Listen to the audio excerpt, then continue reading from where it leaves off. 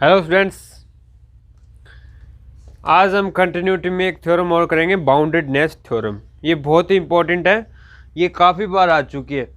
इसमें मेरे जो बुक है मेरे पास, इसमें नोट डाउन किया हुआ है इसने कि 2013 में आई, 2014 में आई, 2015 में आई, 2017 में आई, और मैं भी 18-19 में आगे लिख नहीं रखा। तो बहुत ही इंपॉर्टेंट है एग्ज़ाम की दृष्टि से। तो इस थ्योरम को हम स्टेप बाय स्टेप पढ़ेंगे,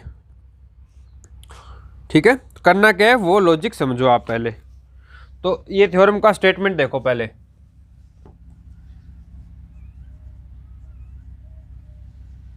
स्टेटमेंट कि every continuous function on closed interval A B, f A B to R be a continuous function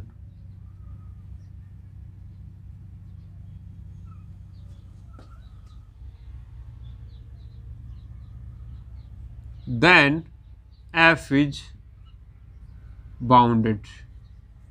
अगर कंटिन्यूअस है ऑन क्लोज इंटरवल, ये ध्यान रखना क्लोज होना चाहिए। अगर क्लोज इंटरवल में कोई फंक्शन कंटिन्यूअस है तो वो फंक्शन बाउंडेड होगा, श्योर है। ये बाउंडेडनेस थ्योरम बोलती है, ठीक है। क्या है? Boundedness theorem.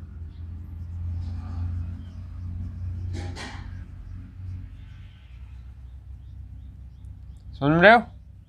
ओके, तो देखो हम इसका प्रूफ करते हैं। मैंने आपको कल एक थ्योरम करवाई थी कि कोई भी continuous function on closed interval, इसको हम क्लोज इंटरवल को n सब इंटरवल में डिवाइड कर सकते हैं कि हर एक सब इंटरवल में f of x1 minus f of x2 oxalate करता है। It means less than epsilon होगा इन ईच सब इंटरवल। समझ रहे हो बात को? कि यदि x1 x2 किसी एक पर्टिकुलर सब इंटरवल में है तो उनका जो डिफरेंस है वो लेस देन एप्सिलॉन बना सकते हैं। यानी कि हम इस इंटरवल को इतने n फाइनाइट सब इंटरवल में ब्रेक कर सकते हैं कि हर एक सब इंटरवल में 2 पॉइंट उठाएंगे, f of x1 f of x2 की वैल्यू है वो लेस देन एप्सिलॉन बना सकते हैं। ये बोरेल थ्योरम बोलती है। By Borel theorem we can divide n sub interval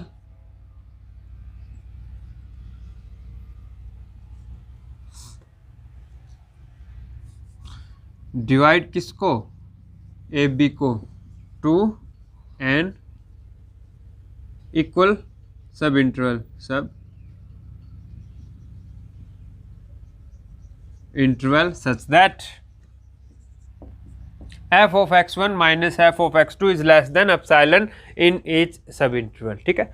ये हम कर सकते हैं। तो मैं उन सब इंटरवल का नोटेशन लिख रहा हूँ। I1 मैं लिख रहा हूँ, I1 को मैं लिख रहा हूँ A से लेके A1 तक, ठीक है।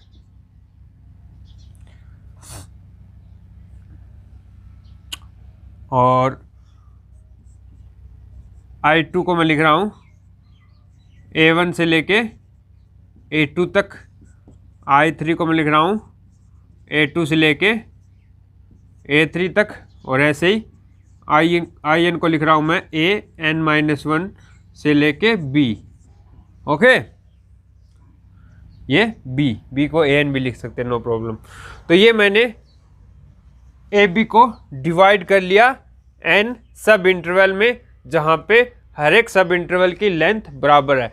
यानी कि इसका और इसका डिफरेंस जो होगा वैल्यू आएगी वो इसके डिफरेंस की इक्वल, इसके डिफरेंस की, इनकी सबकी इंटरवल की लेंथ बराबर है सबकी। अब देखो, अब ये ए बी बोरेल थ्योरम के हिसाब से हर एक इंटरवल में ये वाली प्रॉपर्टी होल्ड हो रही है। तो इसका मतलब पहले वाली इंटरवल में भी ये वाली प्रॉपर्टी होल्ड होगी in I1, let x1 is equal to a1 तथा x2 is equal to a ले लिया मैंने। ओके, ये एंड पॉइंट और यहाँ पे ये स्टार्टिंग पॉइंट ले लिया मैंने। तो I1 में ये वाली प्रॉपर्टी होल्ड होगी, तो क्या होगा, f ऑफ x1 यानी कि a1 minus f of a is less than epsilon. Got it. अब यहाँ से देखो, इसको ब्रेक करेंगे हम, इसका अगर अंडर रूट ये जो मोड हटाएंगे तो क्या आएगा, f of a1 minus f of a is less than epsilon greater than minus epsilon. f of a दोनों तरफ ऐड कर दो, यानी कि f of a1 is less than epsilon plus f of a और greater than f of a minus epsilon. तो हमारे पास f of a1 की वैल्यू ये आ गई। और इन द अदर वर्ड हम इसको क्या लिख सकते हैं, यानी कि x1 को मैं रैंडम पॉइंट लूँ x, क्या ले लिया, x जो I1 का पॉइंट है, बिलोंग टू I1। ठीक है, तब क्या होगा, f of x minus f of a is less than epsilon. It means f of x का mode is less than f of a plus epsilon. ठीक है, अगर हमारे x जो a1 में है तो वो less than f of a plus epsilon होगा, ये श्योर हो गया। तो a1 भी अपना I1 में, तो यहाँ पे वैल्यू पुट कर सकते हैं। इसका मतलब mode f of a1 is less than f of a plus epsilon. ये देखो, ये आया था ना, f of a1 is less than f of a plus epsilon. Next, अब I2 के ऊपर एनालिसिस करते हैं। I2 के बारे में क्या बोल सकते हैं हम, किससे लेस देन होगा, इफ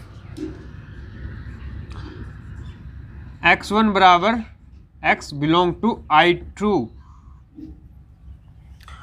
तो क्या होगा। और यहाँ देखो, इसका स्टार्टिंग पॉइंट क्या है, a1 है, तथा x2 बराबर a1 ले तो क्या हो सकता है, f of x minus f of a1 is less than epsilon होगा, क्योंकि ये ईच इंटरवल में ट्रू हो रहा है।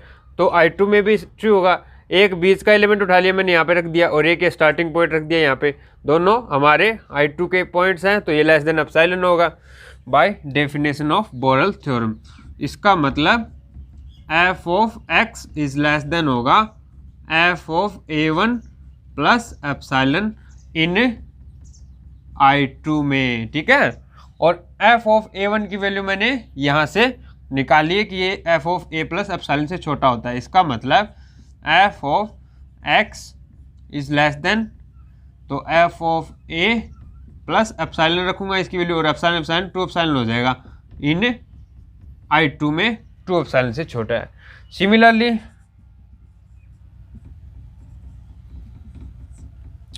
अगर ik की बात करें तो हमारे पास क्या आ जाएगा, f of x is less than f of a plus k epsilon.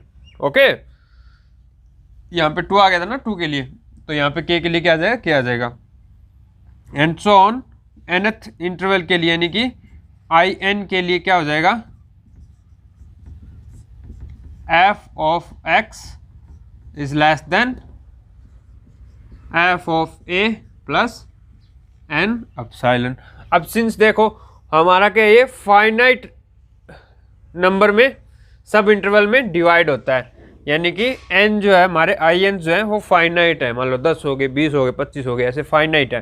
तो यहाँ पे n की वैल्यू फाइनाइट, एप्सिलॉन कोई स्मॉल क्वांटिटी है, और f ऑफ a की वैल्यू डिफाइंड है, यानी कि फाइनाइट वैल्यू होगी। और देखो x की वैल्यू I1 में हो, चाहे I2 में हो, चाहे I3 में हो, चाहे I5 में हो, चाहे IN में हो, उनकी वैल्यू इससे छोटी होने वाली है। It means f of x is less than f of a plus epsilon for all x belong to I। Okay, epsilon नहीं, सॉरी, n एप्सिलॉन, चाहे x वो I1 में हो, चाहे I2 में हो, चाहे I3 में हो, चाहे IN में हो। और सब आई एन का यूनियन क्या है हमारा आई है, तो इसलिए एक्स कहीं भी हो आई का एलिमेंट ये इस नंबर से छोटा होगा और इसको हम मान लेते हैं एम, तो हमारा एम से छोटा हो गया। Then M is equal to f of a plus n epsilon, then f of x is less than M for all x belong to I. इसका मतलब हमारा f क्या हो गया, बाउंडेड हो गया। इसका मतलब f is bounded on i में बाउंडेड है हमारा फंक्शन। तो ये थी theorem, boundedness theorem for continuity. तो हमारा फंक्शन अगर क्लोज इंटरवल में कंटिन्यूस है तो फंक्शन हमेशा बाउंडेड होगा।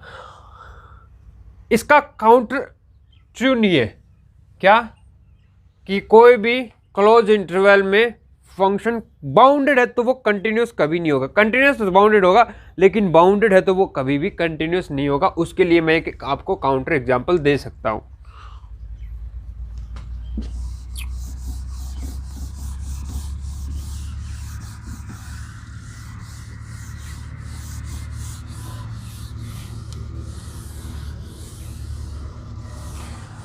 इसका कन्वर्स पार्ट कभी भी ट्रू नहीं होता। Converse may not be true, जरूरी नहीं है कि ट्रू। तो इसके लिए मैं एक एग्जांपल कंस्ट्रक्ट कर रहा हूं।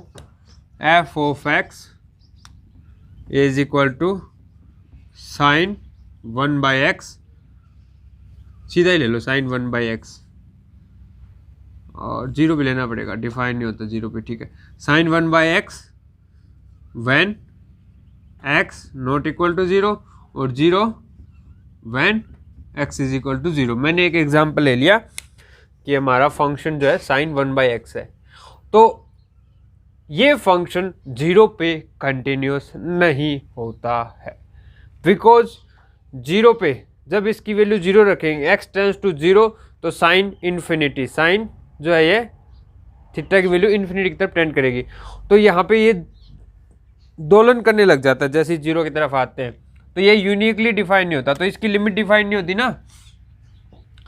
तो सिंस ये हम डिस्कस कर चुके हैं पिछले कुछ लेक्चर्स में कि साइन 1/x जो ये वाला एग्जांपल है ये कंटिन्यूस नहीं होता है, ठीक है। This is not continuous, this is not continuous but bounded है।